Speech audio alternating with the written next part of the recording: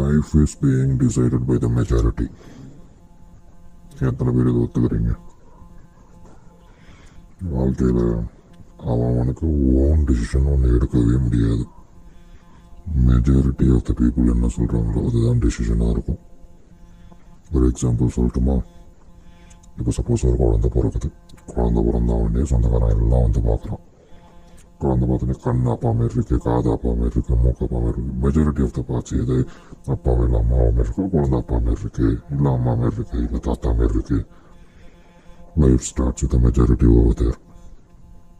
ஸ்கூலுக்கு போவோம், படிப்போம், எக்ஸாம் எழுதுவோம். யார் மெஜாரிட்டி ஆஃப் த கொஸ்டினுக்கு ரைட் ஆன்சர் பண்ணியிருக்காங்களோ அவங்க தான் ஃபர்ஸ்ட். தப்பாக எழுதின கொஸ்டினை பற்றி யாருக்கும் எந்த கவலையும் கிடையாது.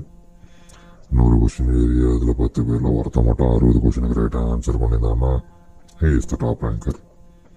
அவனுக்கு அந்த 40 கொஸ்டினுக்கு ஆன்சர் தெரியல, அவனுக்கு உண்மையிலே அந்த நாலேஜை ஷேர் பண்ணணும்னா யாருக்கும் கவலை இருக்காது.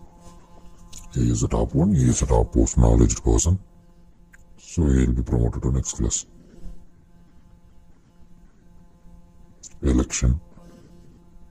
10 கோடி பேர் இருக்கிற நாட்டில் 5.5 கோடி பேர் யாரை செலக்ட் பண்ணுறாங்களோ அவங்க தான் சிஎம்.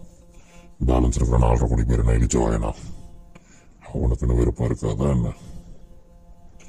சம்வேர் எங்கேயோ இந்த சிஸ்டம்ஸ் எல்லாமே தப்பாக இருக்குன்னு நமக்கு தோணுதில்ல.